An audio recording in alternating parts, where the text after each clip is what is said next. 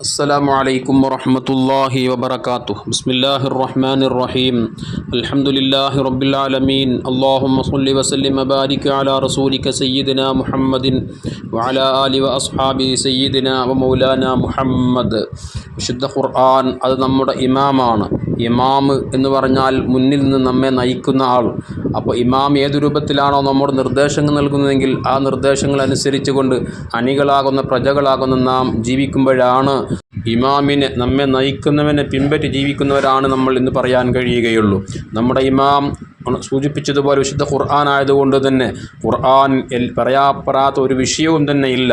എല്ലാ വിഷയങ്ങളും ഒരു മനുഷ്യൻ അഭിമുഖീകരിക്കുന്ന അവൻ്റെ ജീവിതത്തിൽ അഭിമുഖീകരിക്കുന്ന അവൻ്റെ ഭൗതികമായ ലോകത്തും നാളെ പാരത്രികമായ ലോകത്തും അദ്ദേഹം ആ മനുഷ്യൻ അഭിമുഖീകരിക്കാൻ പോകുന്ന എല്ലാ കാര്യങ്ങളെക്കുറിച്ചും വ്യക്തമായും ചർച്ച ചെയ്യപ്പെട്ടിട്ടുണ്ട്, വ്യക്തമായും നിർദ്ദേശങ്ങൾ നൽകപ്പെട്ടിട്ടുള്ള ഒരു ഗ്രന്ഥമാണ് വിശുദ്ധ ഖുർആൻ. അതുകൊണ്ട് തന്നെ ഖുർആൻ അത് അംഗീകരിച്ച് അതനുസരിച്ച് ജീവിക്കാൻ മുഅ്മിനായ വിശ്വാസികളാകുന്ന നാം ഓരോരുത്തരും ബാധ്യസ്ഥരാണ്.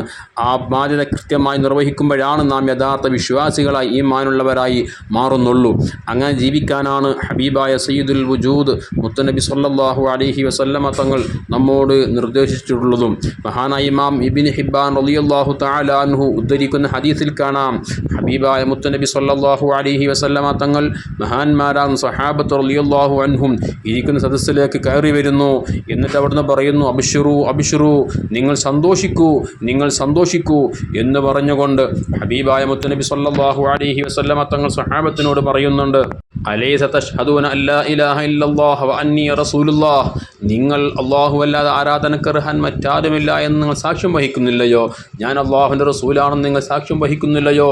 അഥവാ നിങ്ങൾ ഈമാനുള്ളവരല്ലയോ എന്ന് ചോദിച്ചുകൊണ്ട് മഹാന്മാരൻ സ്വഹാബത്തിനോട് ചോദിച്ചപ്പോൾ മുത്തനബി തങ്ങളോട് അവരുടെ മറുപടി, നഅം, അതേ നബിയെ, ഞങ്ങൾ അല്ലാഹു അല്ലാതെ ആരാധനക്കർഹൻ മറ്റാരുമില്ലെന്ന് ഞങ്ങൾ ഉറച്ചു വിശ്വസിക്കുന്നവരാണ്. അങ്ങ് അല്ലാഹുവിൻ്റെ റസൂലാണ്, അങ്ങ് അല്ലാഹുവിൻ്റെ തിരുദൂതരാണെന്ന് ഞങ്ങൾ ഉറച്ചു വിശ്വസിക്കുന്നവരാണ്. ഇത് പറഞ്ഞപ്പോൾ മുത്തനബി സല്ലല്ലാഹു അലൈഹി വസല്ലമ തങ്ങൾ സ്വഹാബത്തിനോട് പറഞ്ഞു, ഫഇന്ന ഹാദൽ ഖുർആന സബ്ബുൻ, ഈ വിശുദ്ധ ഖുർആൻ ഒരു കയറ് പോലെയാണ്. തർഫുഹു ബിയദില്ലാഹ്, ആ കയറിൻ്റെ ഒരറ്റം ഒരു ഭാഗം അള്ളാഹുവിൻ്റെ അടുക്കലാണ്. വതർഫുഹു ബിഐദീകും, അതിൻ്റെ മറ്റേ അറ്റം നിങ്ങളുടെ കൈകളിലുമാണുള്ളത്. അതുകൊണ്ട് തന്നെ ഫതമസ്സകൂ ബിഹി, ആ കയറാകുന്ന വിശുദ്ധ ഖുർആനെ നിങ്ങൾ മുറുകെ പിടിച്ച് ജീവിക്കണം. എന്ന് വെച്ചാൽ ഖുർആൻ എന്താണോ നിങ്ങൾ നിർദ്ദേശിക്കുന്നത് ആ നിർദ്ദേശങ്ങൾ പൂർണ്ണമായി നിങ്ങൾ അനുസരിച്ച് അംഗീകരിച്ച് പ്രവർത്തിക്കണം. ആ ഖുർആൻ എന്ത് ചെയ്യാൻ പാടില്ല എന്നാണ് നിങ്ങളോട് കൽപ്പിച്ചതെങ്കിൽ അത് പൂർണ്ണമായും ജീവിതത്തിൽ മാറ്റി നിർത്തണം. ഖുർആൻ പറഞ്ഞ സ്വഭാവത്തിൻ്റെ ഉടമകളായി നിങ്ങൾ മാറണം. ഖുർആൻ പറഞ്ഞ എല്ലാ ഹുക്കുമുകളും നിങ്ങൾ അംഗീകരിച്ചുകൊണ്ട് നിങ്ങൾ ജീവിതത്തിൽ കൊണ്ടുവരണം. ഇങ്ങനെ ഖുർആൻ എന്തെല്ലാം നിർദ്ദേശങ്ങളും എന്തെല്ലാം കൽപ്പനകളും എന്തെല്ലാം വിരോധനങ്ങളും നമ്മോട് നിർദ്ദേശിച്ചിട്ടുണ്ടോ അതനുസരിച്ച് ഖുർആൻ അനുസരിച്ച് ഒരാൾ ജീവിക്കാൻ വേണ്ടി ശ്രമിച്ചാൽ ഒരിക്കലും നിങ്ങൾ വഴിപഴക്കുകയില്ല, നിങ്ങൾ ഒരിക്കലും നശിച്ചു പോകുകയില്ല.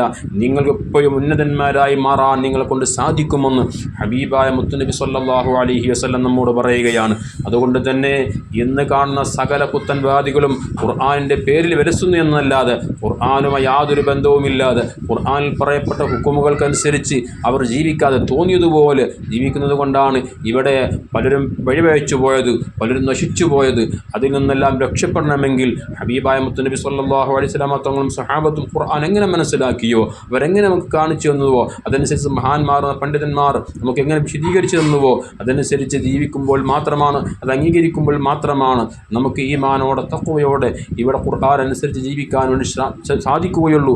അല്ലാഹു സുബ്ഹാനഹു വ തആല യഥാർത്ഥ മുത്തഖീങ്ങളിൽ ഖുർആൻ അനുസരിച്ച് ഹദീസ് അനുസരിച്ച് ജീവിക്കുന്ന വിശ്വാസികളിൽ നമ്മെല്ലാവരെയും അല്ലാഹു തആല ഉൾപ്പെടുത്തി തരട്ടെ. ആമീൻ. അസ്സലാമു അലൈക്കും വറഹ്മത്തുള്ളാഹി വബറകാതുഹു.